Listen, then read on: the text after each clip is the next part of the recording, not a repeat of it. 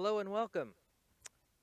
The video that you are about to watch speaks largely to the heart of what this channel was created for and meant to be about. There are a couple of mistakes in it, quite honestly. Unfortunately, the video starts to go down the rate of refresh, I believe, starts to go down as I lost the light at about minute 18, but the audio remains good, so all of the audio is good. Also, in the 6 R's, I got a couple of the R's out of order. So the 6 R's are recognize, release, relax, re-smile, return, and repeat as necessary. So that will be probably something for more exploration in the future. It is based on TWIM, developed by Bhante Vimalaramsi. When I refer to the suttas in all of these videos, I am largely referring to the Majjhima Nikaya, or Majjhima Nikaya, or middle length Discourses of the Buddha. This is a translation by Bhikkhu Nanamoli and Bhikkhu Bodhi, who also gives very excellent Dhamma talks, if anybody is interested. So thank you very much for your attention to this video. Hope you enjoy it, and I hope you get benefit from it.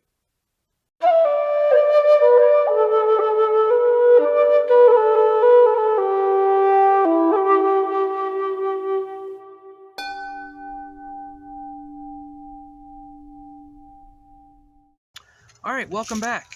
Thank you for joining us. This is part 2 of Burning Buddha, Life in the Stream, Non-duality versus Buddhist teachings. And we are facing south, camera's facing north, and we're trying to catch the final rays of sunlight here on this beautiful late winter evening. The verses, it's not really non-duality versus Buddhist teachings. That's kind of meant to be humorous. It's just kind of a comparison of these two awakenings, where one was initiated by non-duality and the other in a Buddhist 10-day meditation retreat. All right, so the meditation retreat was Dhamma Sukha in June 2022. Dhamma Sukha is in southeast Missouri. It was founded by Bhante Vimalaramsi, and it's managed by David Johnston, assistant Kirsten. The teacher at that time was Delson Armstrong. And after I got to the retreat and sat down for the first one-on-one with Delson, it was a little awkward because I had a lot of trouble describing what had happened. It was very difficult to put it into some kind of language. Then I think that night or the following night, we watched a video by Bhante describing the 4-path model of awakening. And this is in the suttas. And I recall when he described the Sotapanna, he had said a few key things, like in your visual field, like small things tend to stand out. And he described the awakening and how there's without fruition and the awakening with fruition. And I had this kind of interesting, these experiences where it was like clicking in and out of 2 channels of reality, like I've described before. I don't know how to describe it any better than that. But then when I went in and spoke to Delson the next day, I was like, okay, this I'm pretty confident this is Sotapanna without fruition. Like it seems to fit with that. And I think he believed me, and he was with another monastic, and they asked me like, well, how did you do that? And I just in brief describe what I have just described to you in this video. And maybe in the future there are more details. If anybody's interested, I can try to explain a little bit more about how that came about. I'm happy. All right, so what happened at Dhamma Sukha at that 10-day retreat? It's pretty powerful. A lot of very interesting things happen, and I definitely intend to talk more about that in the future. One of them is the kind of discovery or development of the jhana meditation. And if anybody's curious about that, I definitely recommend that you kind of look it up, at least to have some exposure to it, what it is. But I was able to explore the like the material jhanas, mostly like 1, 2, and 3 a little bit. And I define those personally. I define them as euphoric states of concentration, or like euphoric dimensions of concentration. They seem to be universally accessible. They are described in the suttas multiple times, and they're a game changer. And you don't have to be awake to develop a jhana concentration. You can just develop a a concentration, a collectedness. And again, that's something I definitely would be willing to explore and talk about more in the future. I have a retreat planned for later this summer. And so after that would be a really good time to go into a deep exploration of what the jhanas are, and then how they are experienced in meditation.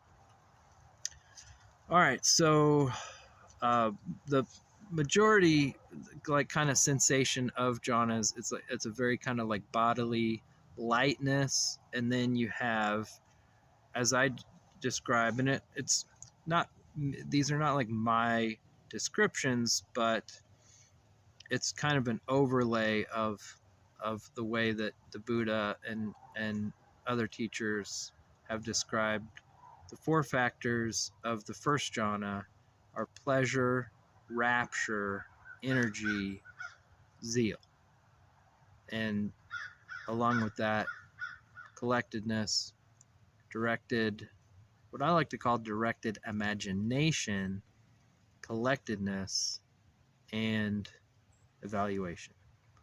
And that's partly taken from Thanissaro, Tanajan Thanissaro Bhikkhu's description. Okay. It was like a magic party for me at that retreat. That was, the most memorable, most awesome retreat I've ever had.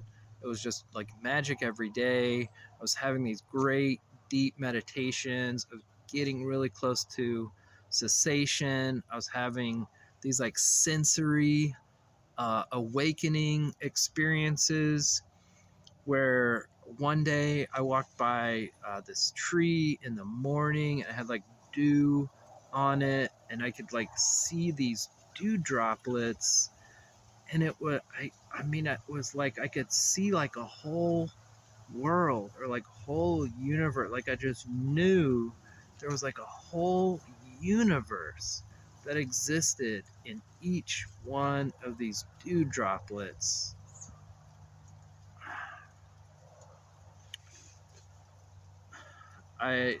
There was a day where I could hear everything, and deep in meditation, hearing, this could be something really fascinating to talk about too, but deep in the deepest recesses of meditation, like hearing stays turned on. I guess it depends a lot on the type of meditation you practice, because even Bhante talked about, that things you hear shouldn't distract you. Hearing got really deeply refined, and smell. One time I came out of meditation, I think during like a near cessation, and I just had this really powerful sense of smell. I could smell like plants and flowers. Like it was like I could look at something and smell it, regardless of how far away it was. It's not like that happens all the time or every day. That just seemed to happen, especially that one day. And we had a funny one-on-one that day, because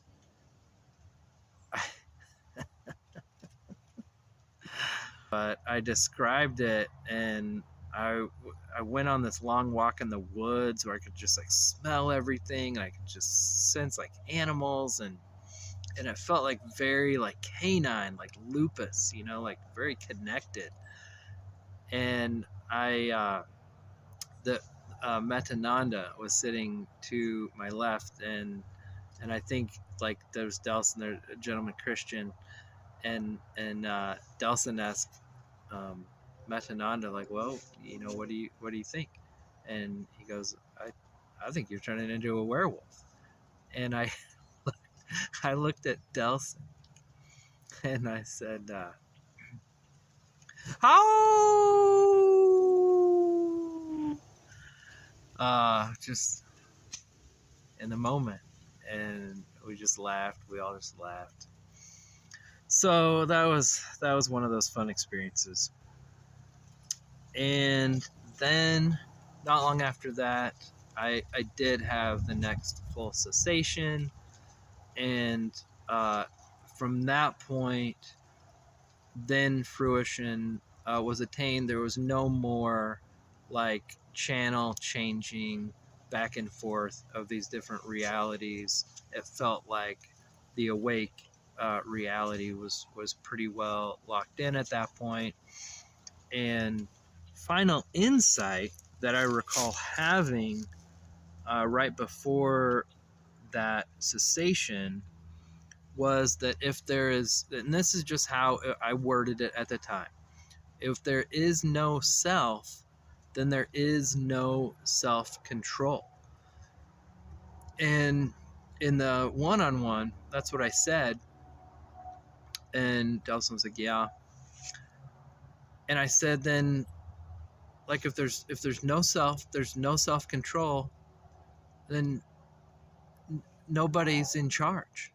Like, it was this just funny, like real deep kind of aware insight of like, if there's not self, there's not self-control, then there are all of these hierarchy. We have all these levels of authority and hierarchy, and we create these like psychological hierarchies within the self and in our thoughts, and just all these comparisons. It was like,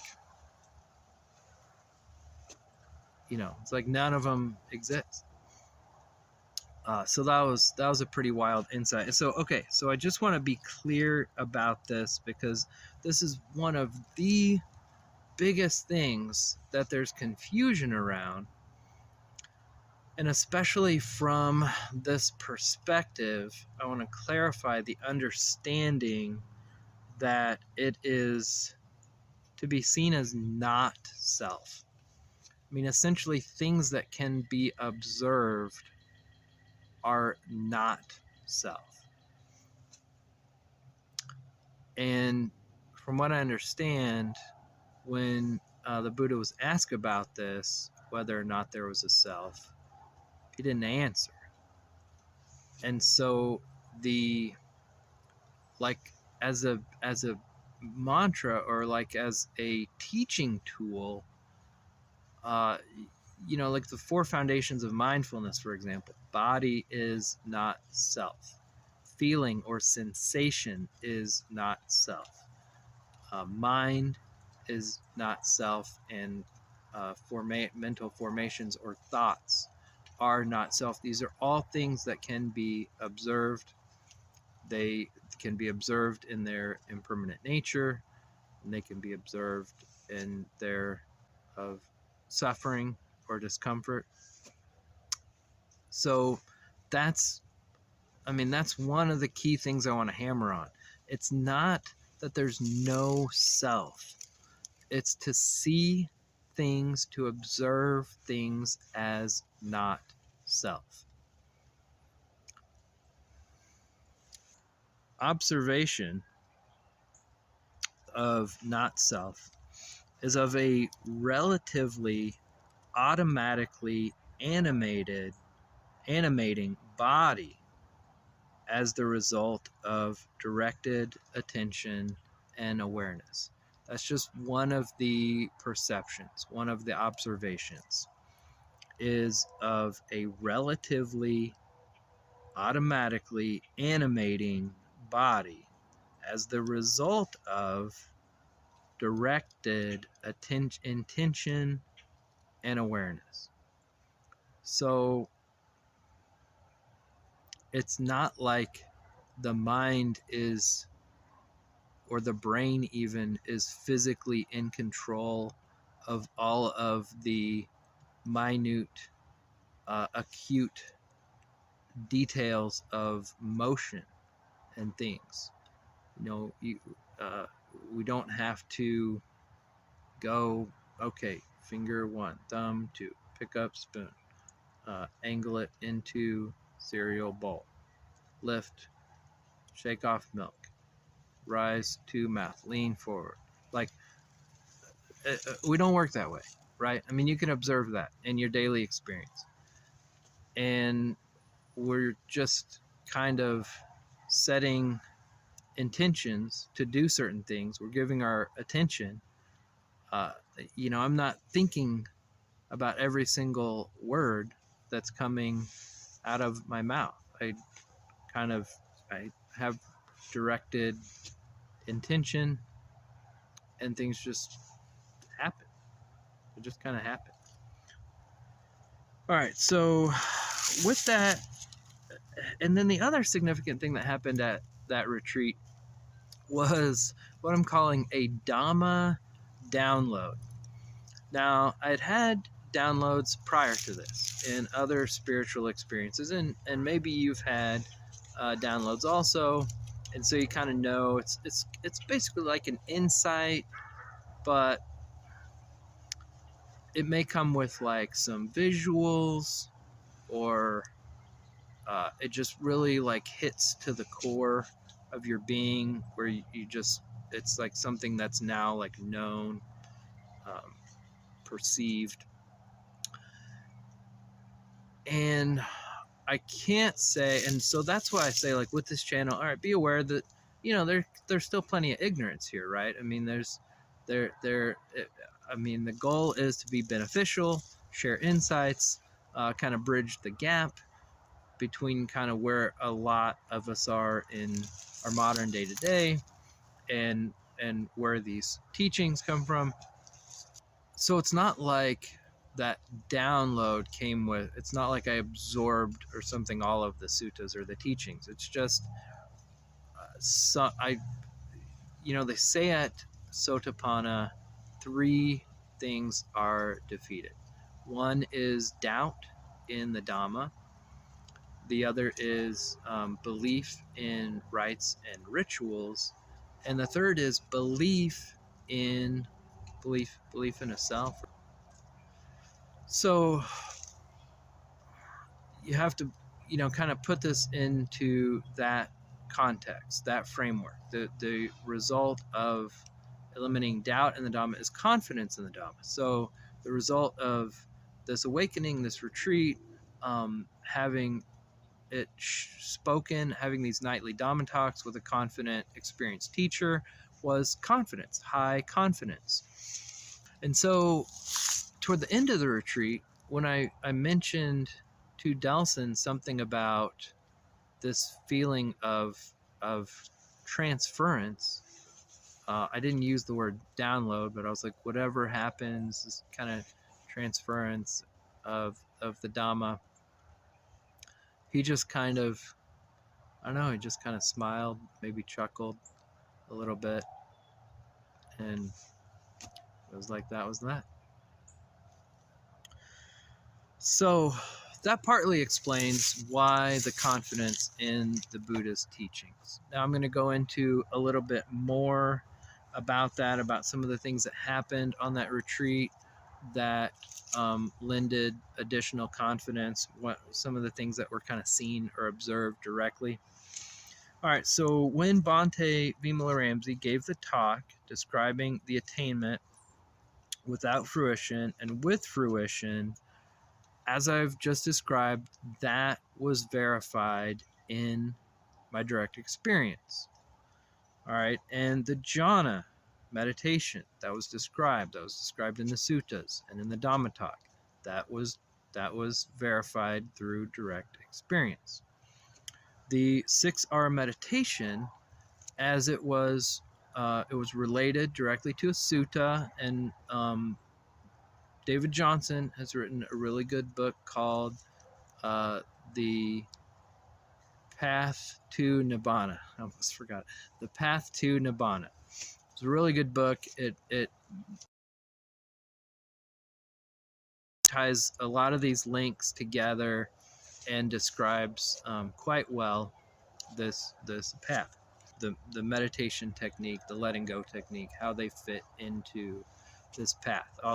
The 6 R's are, and I'd like to go into this again in another future video, but it's recognize that you've become distracted, release your attention from the distraction, to relax tension around the head face, and then to return to your object of meditation, to re-smile. May have gotten those out of order, but smiling is a very important part of the TWIM meditation practice, and then to repeat as necessary. So recognize, release, relax, return, re-smile, repeat. Okay, 6 R's. All right, the nightly Dhamma talks from somebody confident on the path, somebody who's observed, who's seen for themselves all stages of the path, who had responsive, confident, immediate answers to all meditation and Dhamma related queries. Super powerful, super powerful. And then the subsequent study and observation from the suttas, the repeatable jhana meditations, not daily, but that they are repeatable, significant. Repeatable observation of the dependent origination of the 5 senses: perception, feeling, and consciousness. This is a big one, a huge one, probably a future video. One of the things Delson said was that you see dependent origination in reverse first. So if a person understands even a little bit about the jhana path, they are steps of cessation leading toward cessation. Nibbana is paired with cessation for most of us, for the majority of the path. And when I got close to cessation in meditation, there was a witnessing of the shutting off. I don't know if I can remember the order accurately, but essentially you have your eyes closed. So eyes kind of shut off. Your body's not moving. Sensations tend to shut off. You're not really tasting anything or doing anything with your mouth. So that sensation tends to shut off. And one of the last sensations that shuts off is hearing. And so feeling, perception, which is basically like recognition of thought, and then consciousness, I would say, is the last thing that shuts off before cessation. So this is dependent origination, and it's seen directly, and then with somebody who pays close attention, not this guy, not in really the first couple of cessations, I didn't really notice them coming online. Like, they came online very quickly. Because it's kind of like, wow, this is like the craziest thing, and you come out of it fairly quickly. So the hope in the future is to observe a lot more carefully the going offline and then the coming back online, to observe that, so that, because the impression that I get is with each cessation, Nibbana, awakening experience, there's more of dependent origination, more of the kind of stages or parts that can be seen. So, looking forward to that. All right, what are some of the strengths and weaknesses of the Buddha's teachings? Strength. There are core teachings preserved in the original text, the Nikayas, the Discourses. The teachings' weakness, the teachings have been filtered, diluted, paraphrased, and interpreted many times. Now, this is, in all due respect, just from kind of the modern Western perspective, kind of see the teaching started in India. It went to China. Of course, it went to other countries in Asia, in Japan, and the US. And like when it went into China, that became the Chang lineage. When it went into Japan, it became Zen. And of course, now it's in America and Europe. So, changes. There are a lot of commentaries, and people want to add their own flavor. I mean, this is a commentary. It is not the Dhamma. But the Dhamma exists in the Nikayas, and I strongly recommend that if you're interested, you pick one up and read it and check it out. All right, weakness. To a modern techno-West, Buddhist teachings, they may have a kind of a stale, dry appearance. They're old. They kind of may have some of the frailties of other ancient Eastern religions and teachings and philosophies. Strength. The Buddha described simple meditation techniques that still work very well for a wide variety of people, different ages, all ages, cultures. They have immediate, recognizable benefits. So they're simple, accessible, repeatable, and progressive. Strength. The teachings are a sort of invitation describing the pitfalls of ignorance. I don't like to say ignorance, I like to say ignorance, because that is largely what we do. Pitfalls of ignorance and not training or being disciplined, then describing the success of training and developing discipline in the Dhamma. The markers of ignorance he described can be seen today, and the markers of success he described can also be seen today when one follows the path. Possible weakness. While there are many instances of descriptions of the Buddha as accomplished, fully enlightened, perfect in true knowledge and conduct, etc., he doesn't make many demands, ultimatums, or speak with divine authoritarian commands. At no point that I've ever read or seen does he ever invoke a spiritual authority beyond himself and his own direct observations. So, is that a strength? Is that a weakness? Thus, he encourages that his observations become your observations if you are a disciplined follower. All right, strength and weakness. The teachings, while many are simple lists of things to be cultivated or abandoned, they are also lenses of perception to be observed. So, while they were frequently confused as philosophies or theories, the strength is that the confident practitioner can develop and perceive directly for oneself. This is a really big one, and I might like to get more into this in the future.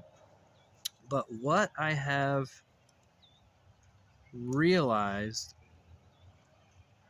or experienced or maybe even had insight around is that most of the teachings that I have observed so far and become acquainted with, I've noticed they are lenses of perception, ways of seeing. Like I described just a short while ago, dependent origination is a way of seeing, direct observation. The four foundations of mindfulness are ways of seeing, directly observing. The Four Noble Truths are ways of observing. The three characteristics, which are that there is suffering, that to see things as not self, and to see them as impermanent. These are lenses of perception, of observation, can be seen directly. All right, possible weakness. We approach the teachings, meaning we in the West and the US, approach the teachings from a place of confusion and layered emotional pain and trauma.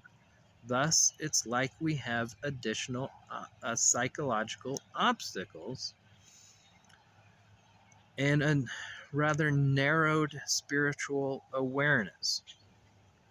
We're often distracted by psychic powers, non-physical entities, the subsequent centuries of religions and prophetical spiritual icons, and true and powerful as they may be. I mean, no disrespect. I'm just simply saying a lot has happened from the 600s BC, 2024. A lot has happened spiritually and religiously. Also, we're distracted by extraterrestrial and multi-dimensional beings. And so we have a difficult time with a teaching that says develop concentration first, develop morality first, and develop a practice, and then allow the discernment and spiritual powers to grow secondarily. So there's so many deep curiosities and mysteries in our culture that a lot of us want to try to solve with our spiritual search, that we tend to be distracted and put these inquiries above, finding out about the constituent parts of self and thus it's a type of putting the cart before the horse. All right. Strength. The teachings are thematic and relative, but it's up to us to find a way to relate to them. Unlike what I mentioned about the broad category of non-duality, where we can customize it and it has many, many pathways to come to us, with the core teachings of the Buddha, we pretty much have to go find them. It's kind of maybe you can think of it as like a test of your discernment or your intuition. They can find you in ways like this through commentary, but you may have to go out and seek to really get to the core of the Buddha's teachings. Strength. Council of Arhants. This is huge. Huge. I could really... I just... This one blows me away. Honestly, it blows me away to think about that during the Buddha's life and times and following, he was surrounded by so many awakened followers, and a great many of them were fully awakened arhants on the path, and they developed a council of arhants. I guess after the Buddha passed, they agreed on the verbal teachings.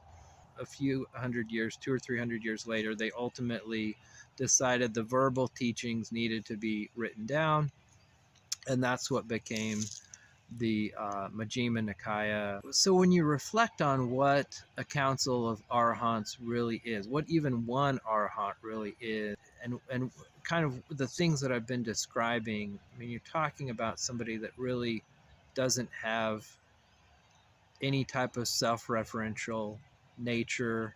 There's no clinging or craving. All of the hindrances and fetters have been defeated. There's no like self-interest there.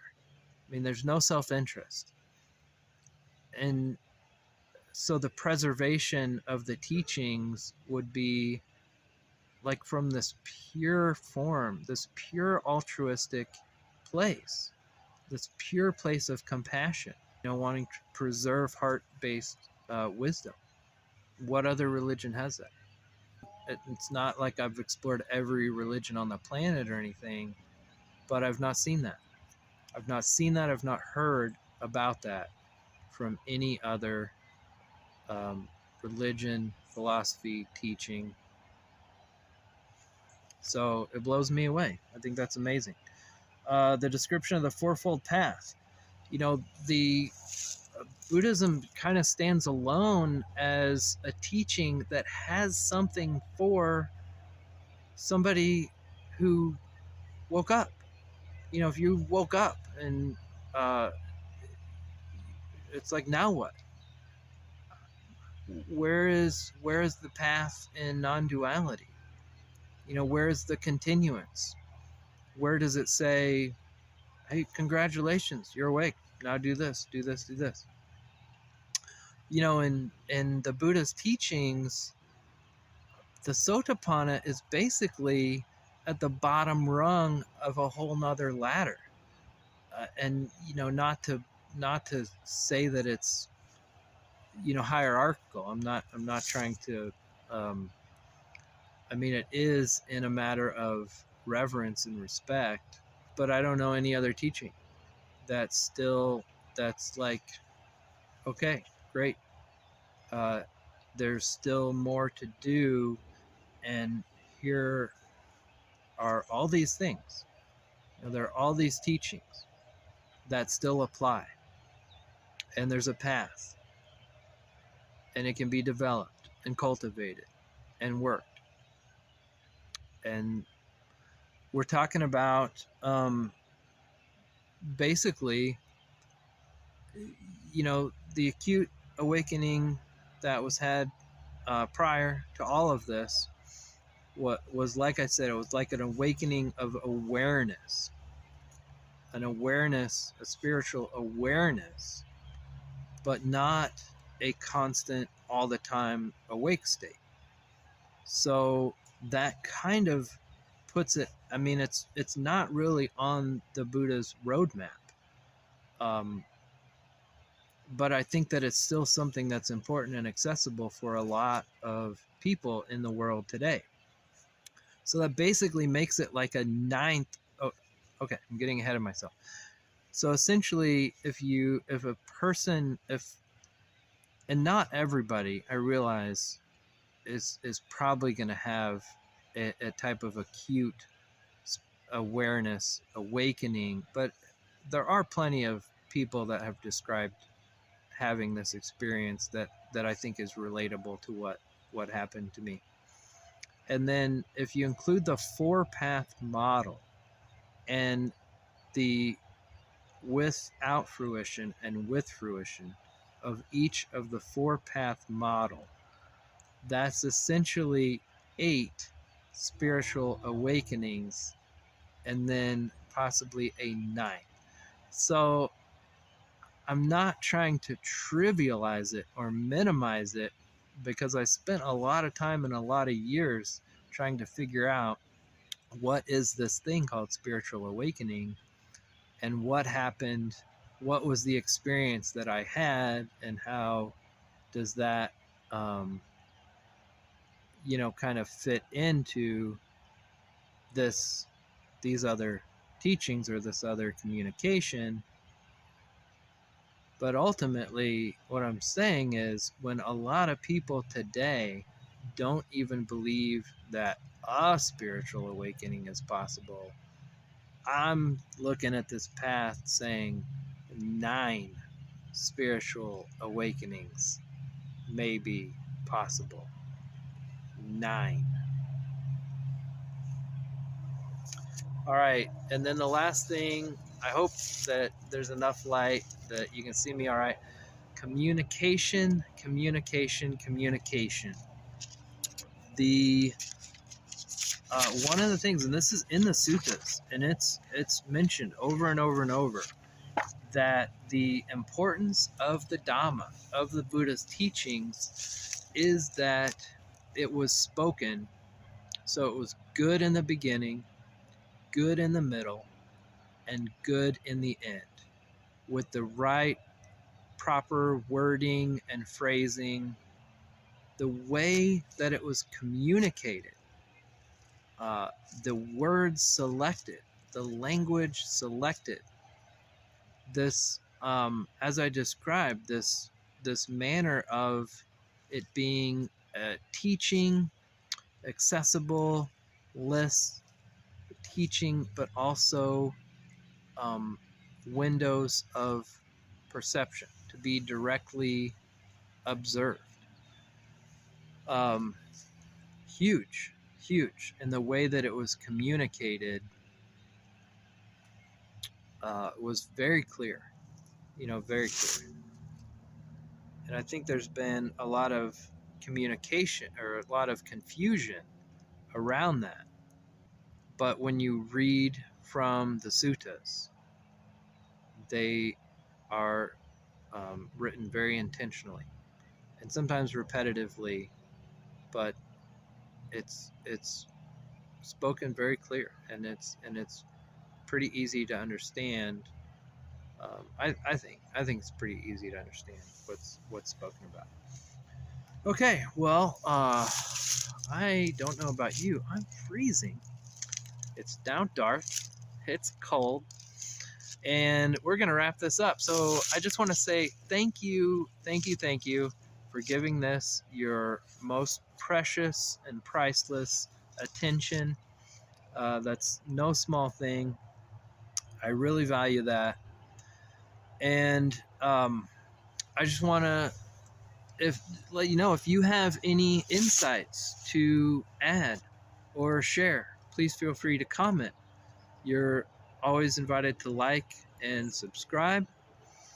And you can send questions to bblits, that's bblits official @gmail.com.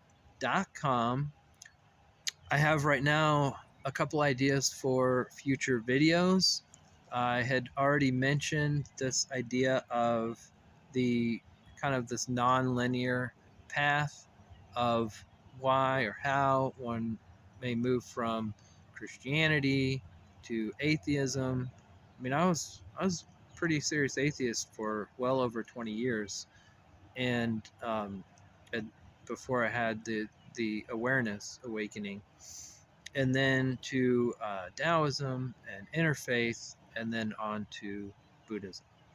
All right, so I may describe that a little bit more, but first I want to sneak in a video. The next video will be called Put Morality First, and we're going to talk about the 5 precepts and how the 5 precepts are lenses of perception. All right. Thank you guys very much. Good night. Bless you. Appreciate you.